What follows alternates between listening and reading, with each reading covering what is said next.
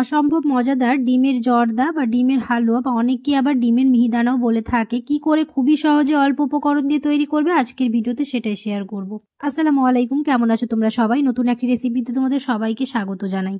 এটা আমাদের পুরাতন জনপ্রিয় ডেজার্টের মধ্যে একটা, আর এটা বানানো খুবই সহজ আর খেতেও হয় অসম্ভব মজাদার। দেখে নাও তাহলে আজকের রেসিপি। ভিডিও শুরু করার আগে একটাই রিকোয়েস্ট, চ্যানেলটিকে যদি সাবস্ক্রাইব না করে থাকো তাহলে সাবস্ক্রাইব করে দিও, পাশে থাকা বেল আইকনটাকে প্রেস করতে একদমই ভুলো না। আর যদি ফেসবুক থেকে দেখো তাহলে অবশ্যই পেজটাকে ফলো করে দিও। চলো, আমার আজকের ভিডিও দেখে যে কেউ এই ডিমের হালুয়া খুবই সহজে বানিয়ে ফেলতে পারবে। সামনেই তো শবে বরাত আসছে, আর এরকম করে বানালে একদমই ঝরঝরে হবে, অনেকটা দেখতে মিহিদানার মতো হবে। চলো তাহলে ভিডিওটা এবার শুরু করি। এখানে আমি সবগুলো মিক্সিং জারে দিয়ে দিব, অন্য কোনো বোল নিয়ে নিই। তো আমি মিক্সিং জারে এখন দিয়ে দিলাম হচ্ছে বড় সাইজের 6টা ডিম। তোমরা চাইলে এখানে 5টা ডিমেরও করতে পারো, আমি এখানে 6টা ডিম নিয়েছি। তো আমি এখানে 6টা ডিম দিয়ে দিলাম। এবার দিয়ে দিব হচ্ছে 1 কাপ দুধ। দুধ দেওয়ার পরে দিয়ে দিব হচ্ছে একটুখানি নুন। তোমরা চাইলে এটা নাও দিতে পারো, অনেকে মিষ্টি জিনিসে নুন পছন্দ করে না, এটা স্কিপ করতে পারো। আমি একটুখানি নুন দিয়েছি। আর দিয়ে দিব হচ্ছে চিনি। এখানে আমি 1 বাটি চিনি নিয়েছি, মানে ওই পরিমাণ 100 গ্রাম। আর দিয়ে দিব হচ্ছে জর্দা কালার, এটাও অপশনাল, তোমরা চাইলে দিতে পারো। দিয়ে আমি ভালো করে এটাকে ব্লেন্ড করে নেব। খুব ভালো করে ব্লেন্ড করে নিয়েছি। এবার একটা প্যান বসিয়ে নেব, আর আমি এখানে নিয়েছি হচ্ছে 1 বাটি ঘি, মানে পরিমাণ 100 গ্রাম। ঘিটা যখন খুব ভালোভাবে গরম হয়ে আসবে তখন ওর মধ্যে দিয়ে দিব হচ্ছে কয়েকটা এলাচ আর দারুচিনি। যখন মশলার ফ্লেভার খুব ভালোভাবে বেরিয়ে আসবে তখন দিয়ে দিব হচ্ছে ডিমগুলো দেওয়ার পরে গ্যাসের ফ্লেমটাকে মিডিয়াম টু লো করে রাখবো, আর এরকম করে নাড়তে থাকবো। আমি এখানে হুইস্ক ব্যবহার করেছি, তোমরা চাইলে যে কোনো জিনিস ব্যবহার করে এটা নিয়ে নিতে পারো। তো গ্যাসের ফ্লেমটাকে লো করে 7 থেকে 8 মিনিট এরকম নাড়াচাড়া করার পরে এরকম একটা ভাব আসবে।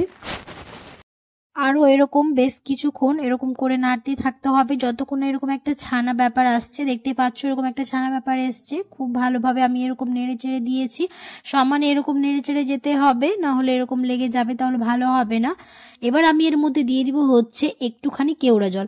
কেওড়া জল যদি না থাকে তাহলে তোমরা এখানে এলাচ গুঁড়ো দিতে পারো, আমি এখানে কেওড়া জল দিয়েছি। দিয়ে আবার খুব ভালো করে নাড়তে চাড়তেই থাকবো যতক্ষণ না একটা শুকনো ভাব এসছে। এবার এর মধ্যে যে গোটা মশলাগুলো ছিল সেগুলো আমি তুলে ফেলে দিলাম। এবার খুব ভালো করে আবার নাড়তে থাকবো। আমি একটা স্প্যাচুলা দিয়ে এবার নাড়ছি, আর হুইস্ক ব্যবহার করবো না। স্প্যাচুলা দিয়ে খুব ভালো করে গ্যাসের ফ্লেমটাকে লো টু মিডিয়াম করে দিয়ে নাড়তে থাকবো যতক্ষণ না একটা শুকনো ভাব এসছে।